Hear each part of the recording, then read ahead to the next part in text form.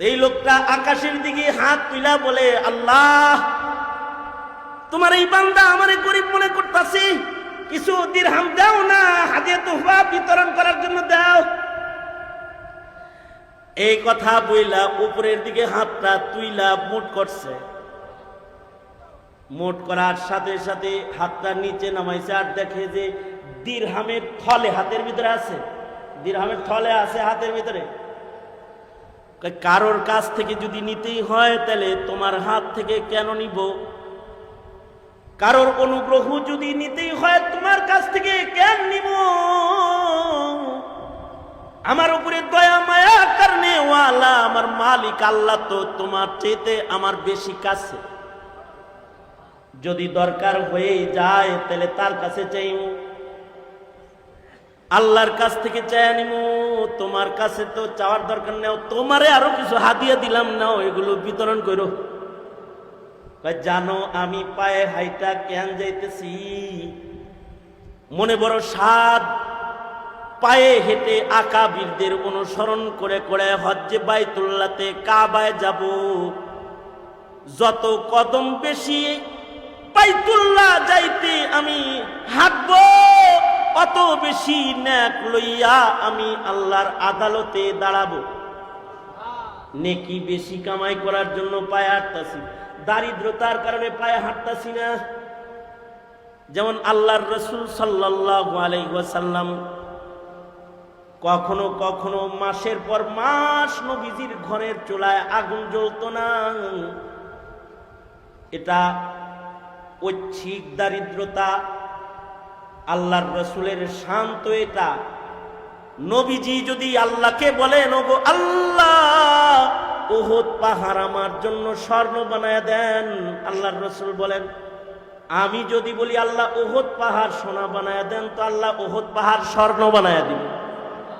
কিন্তু ফকর ফাকাকে ইচ্ছাকৃত গ্রহণ করেছি, কারণ আল্লাহর কাছে ফকর ফাকাটা, দারিদ্রতা আল্লাহর পছন্দের।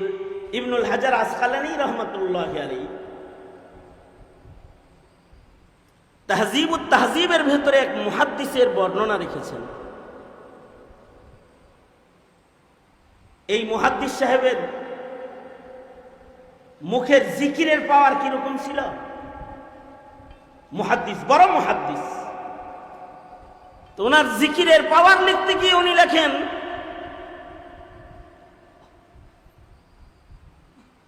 উনি যদি চলতি পথে, এই কার বর্ণনা বলতেছি? ইবনুল হাজার আসকালানির বর্ণনা বলতেছি। ইবনুল হাজার আসকালানি শারিহুল বুখারী, ফাতহুল বারি যিনি লিখেছেন, ইবনুল হাজার আসকালানি, উনি এই মুহাদ্দিসের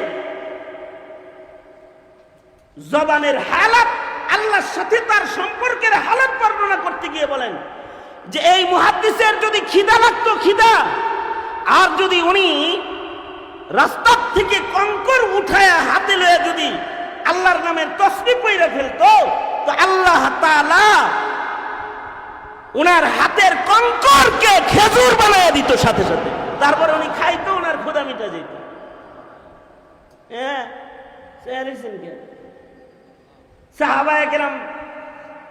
সাহাবায়ে কেরামের জন্য আল্লাহ তাআলা পাথরের টুকরাকেও, মানে কঙ্করের টুকরাকে স্বর্ণের টুকরা বানাইছেন।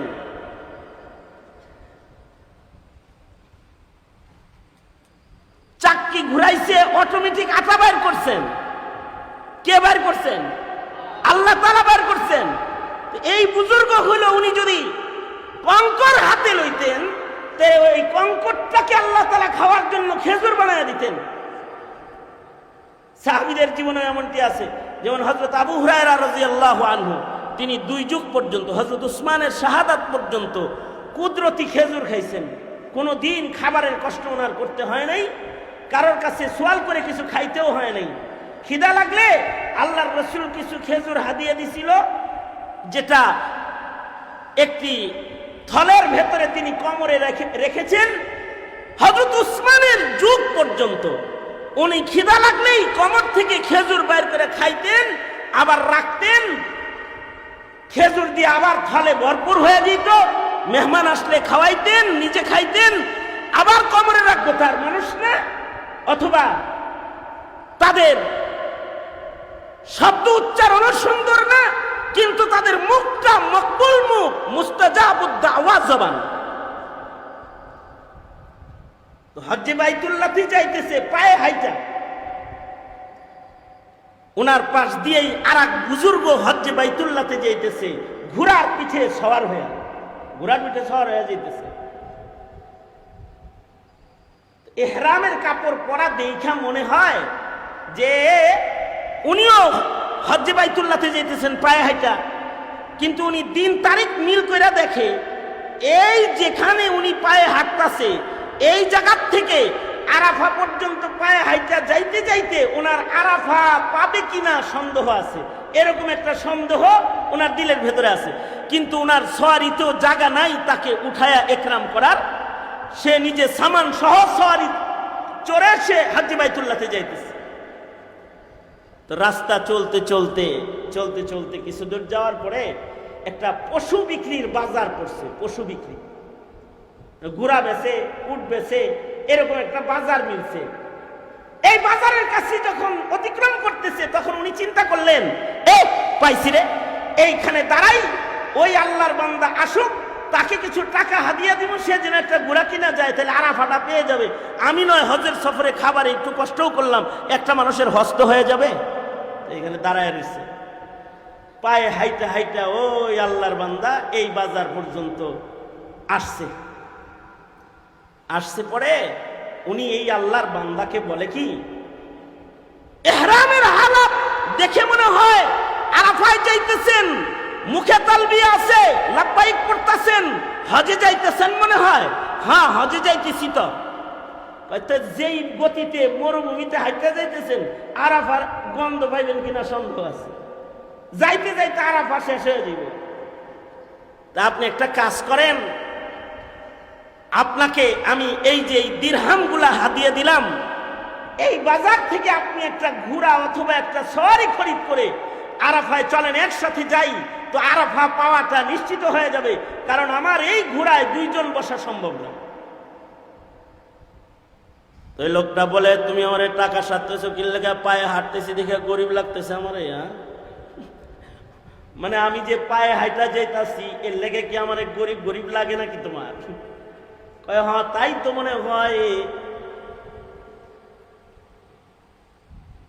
এই লোকটা আকাশের দিকে হাত তুলা বলে, আল্লাহ, তোমার এই বান্দা আমারে গরিব মনে করতেছি, কিছু দিরহাম দাও না, হাদিয়া তোহফা বিতরণ করার জন্য দাও।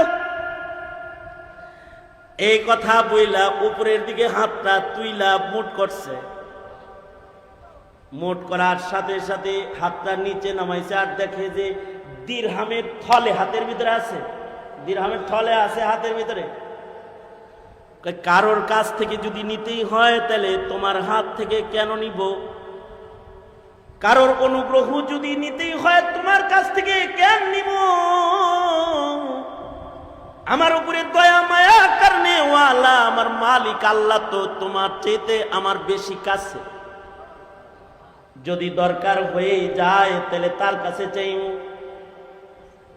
আল্লাহর কাছ থেকে চাই নিব। তোমার কাছে তো চাওয়ার দরকার নেই, তোমারে আরো কিছু হাদিয়া দিলাম, নাও এগুলো বিতরণ করো। জানো আমি পায়ে হাইটা কেন যাইতেছি? মনে বড় স্বাদ, পায়ে হেঁটে আকাবিরদের অনুসরণ করে করে হজ্জে বাইতুল্লাহতে কাবায় যাব। যত কদম বেশি বাইতুল্লাহ যাইতে আমি হাঁটবো, অত বেশি নেক লইয়া আমি আল্লাহর আদালতে দাঁড়াবো। নেকি বেশি কামাই করার জন্য পায়ে হাঁটতাছি, দারিদ্রতার কারণে পায়ে হাঁটতাছি না। যেমন আল্লাহর রাসূল সাল্লাল্লাহু আলাইহি ওয়াসাল্লাম কখনো কখনো মাসের পর মাস নবীজির ঘরের চুলায় আগুন জ্বলতো না। এটা ঐচ্ছিক দারিদ্রতা, আল্লাহর রাসূলের শান্ত এটা। নবীজি যদি আল্লাহকে বলেন, ওগো আল্লাহ উহুদ পাহাড় আমার জন্য স্বর্ণ বানায় দেন। আল্লাহর রাসূল বলেন, আমি যদি বলি আল্লাহ উহুদ পাহাড় সোনা বানায় দেন, তো আল্লাহ উহুদ পাহাড় স্বর্ণ বানায় দিবেন। কিন্তু ফক্র ফাকাকে ইচ্ছাকৃত গ্রহণ করেছি, কারণ আল্লাহর কাছে ফক্র ফাকাটা, দারিদ্রতা আল্লাহর পছন্দের।